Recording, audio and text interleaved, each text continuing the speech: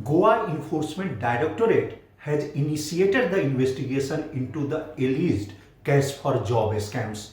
And for that, ED has asked both North and South Goa police to provide the case details and case files which are registered against the several cash for job accused. And it is very much hopeful that both North Goa police and South Goa police will comply with the request of Enforcement Directorate.